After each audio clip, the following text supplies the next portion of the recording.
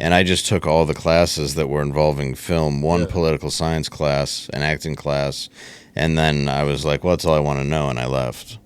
Yeah, that's pretty cool. Yeah, but it was something I wanted to get to later about like all your kind of independent projects that you've done over the years. But because that's sort of like what we do is like we're not like in the industry, we're not like in Hollywood or anything, and you know, your IMDb page is a little longer though. So that's why I wanted to ask about like we could get to that later though. Let's talk more about no, whatever you want to do. Joe does have a film background, so he wants to No, I'd love to talk about it. All right, let's talk about it. Fuck the party stories. Let's talk about film. Yeah, let's talk about film. I did a lot of drugs. We've done them. Joe hasn't done it. I haven't, but Joe good. His body's a temple over here. Yeah, dude, I'm focused on the craft of podcast. There you go. Podcast. I wish that wasn't a joke. No, we speak the truth here on the P Boiz. That's what we're about. So,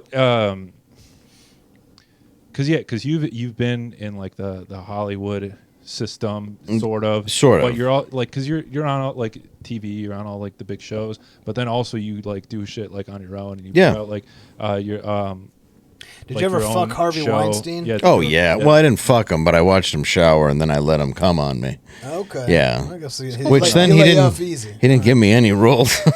Damn. Besides his. Just for sport, yeah, huh? It was. Okay. I masturbated in front of him into a ficus. Okay. Yeah. Doing the Louis C.K. the reverse. Yes. Yeah, I blocked a door so Harvey couldn't get out. Getting mines. Yeah. Is it true what they say about his dick? He had a weird dick. I thought it was okay, but pretty good. You've seen worse. I've seen, in Hollywood you see a lot. You see a lot of weird dicks.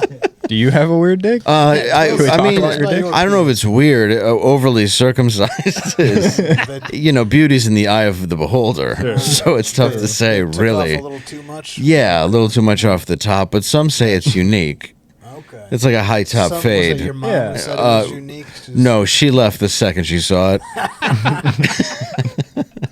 That's fair. All right. Had a Moyle had shaky hands or something? Yeah, very much. If you want to call him a Moyle. Just your neighbor? Yeah, just some guy. He was. Shlomo. He looked vaguely Jewish, and my mom asked him to do it. Put a hat on him. So yeah. Just a homeless guy with a beard. Got the discount. You're Hasidic, right? Well, I sleep on the street in a tunnel. Yeah. He smells the same. Well, I don't hate it. Wait, what scent are you talking about? No, a lot of. He smells. I've all right. Sometimes, from time to listen, viewers, from time to time, you pass some of these guys, and you're like, all right, they got a strong odor. Yeah, in LA, like when there's roving gangs of them, yeah. I don't have anything. I think they're roving gangs of 12-year-old Hasidic boys trying to get them to rap. Well, it's because of all the layers. Yeah, it's Modesty Yahoo. The layers, They got like a 3-piece suit, it's a big a lot coat. of layers. They got a hat in the summer. Yeah, it is a lot to walk around with in downtown LA when it's like 86. Or fucking Israel in the desert, wearing the same shit. That's do they true. Wear that over there? They were the same. Some communities. Yes. Really? Okay. The whole wardrobes on all sides over there, I think, are wrong. I think, I'm Iraqi, and they wear over there, they just wear the fucking the big robes sheets. and shit. And You're full Iraqi? Yeah. Really? Did you think he was Jewish? No, I didn't really know to be. I thought he was Irish. Yeah, I've gotten that before. I'm mostly Jewish or Albanian or something like that. But no, full Iraqi. Yikes. It's an appropriate reaction. Well, I mean, I'm kidding. You look kind of Italian. And you could play a lot of different characters. I should move out to LA and try. But this is what I want. It doesn't exist anymore. I know that's the thing is that I kind of wanted to start my own thing here. I never really had. I wanted to be a filmmaker. I didn't have the dreams to like move to LA and like do all the the sleeping on sidewalks to get a role. Yeah. But how did you find like the ability to like create stuff yourself? And I guess well, I made a movie. It was called The King of Detroit. I don't know where it's available at right now because it's gone between different providers like Amazon and stuff. Yeah. But what I did was I just raised $7,000 and shot it guerrilla style. Okay. And it's done well enough, over the years. And it was. You sold it like did you put it through festivals or you just put it out yourself? It did a couple festivals, like it did Trauma Dance, it did a few others but yeah, I ended up, the movie was loosely based on my life. It was about a bunch of kids that went to go get booze one night. All hell breaks loose because they go into the ghetto of Detroit. They have to go to their dealer's house, all this other shit. And it was about a kid's first car, which actually mattered when, you turned 16 back then.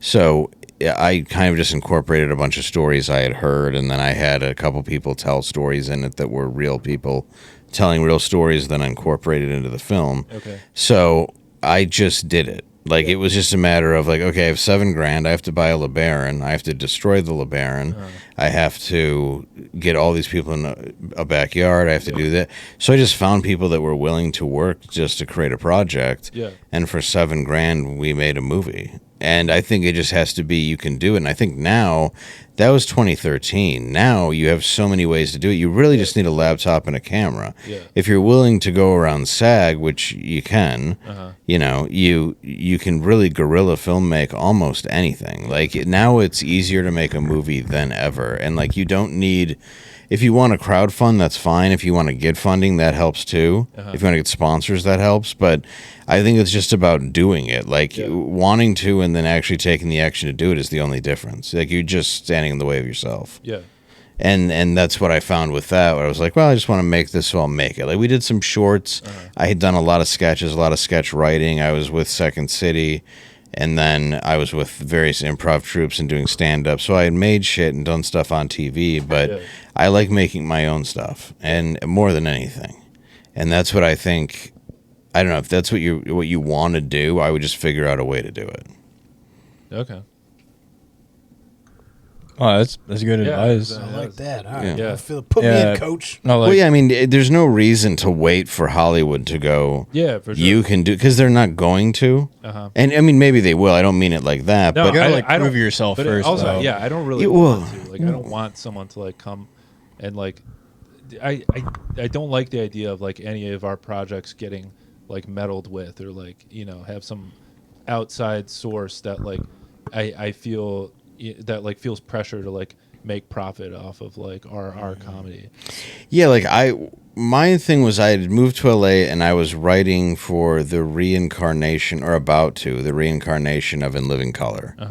And then they ended up canceling the show, and everything there is bureaucracy. So the way I got the interview was through somebody I knew who was a studio head. So I got hired, and then they canceled the show almost immediately. I didn't even know if they were gonna remake it. Yeah, this was in 2012. They had like a full cast. Ian Edwards was a writer. Oh, yeah. They had he's really funny. Like, so they were gonna. It would have been great. I was like the only white guy hired too, as far as the writers went. Yeah, well, because like Robert Schimmel was one of my favorite comics ever. Was the only white writer on the other In Living Color. Okay. But they just, Keenan, who I like a lot, just didn't want to deal with the same thing, like censors and all the bullshit notes he was getting. And he's like, all right, well, I'm not going to do it because it's my show and I'm going to do it my way. And we know it's going to be a hit, so bye. Sure. So I wrote that script with a friend of mine. We were going to sell it to them, but it was just going to get shelved. And we were like, well, why bother? They're like, well, you'll get a writing credit in SAG, or not in SAG, in the Writers Guild. Yeah. So we're like, well, fuck it. Let's just go back to Detroit and make it.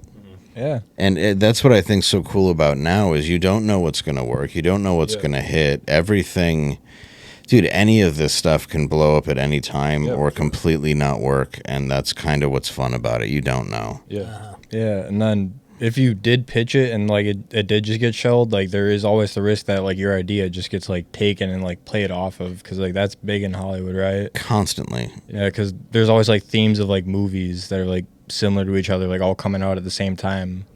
Oh, yeah, we had... I wish I could remember any examples. I just know it's a thing. Yeah, there were a couple things that I had pitched over the years, and then all of a sudden you just see it, but there's nothing you can do about it. Right. Like, there's no other proof than you were in a room exactly. talking to someone, Yeah. Yeah. So... Like as a musician, like that, I have so many songs, and I've just like been afraid of like putting them out because I know no one's gonna fucking listen to it. But if like one person listens to it and then makes it famous, I'd just be like, I can't prove that he even like heard this. The only way is to make it famous yourself. Like I've had a lot of bits stolen from me, and then you'll have people come out and be like, "Oh, you take this?" And I'm like, "Yeah, here's me doing it in 2014." But sure, it's just sort of. And part of the internet wants to do that. They want to attack you, and they don't want you to succeed. And then part of them does. Yeah. So. Podcast, no big deal.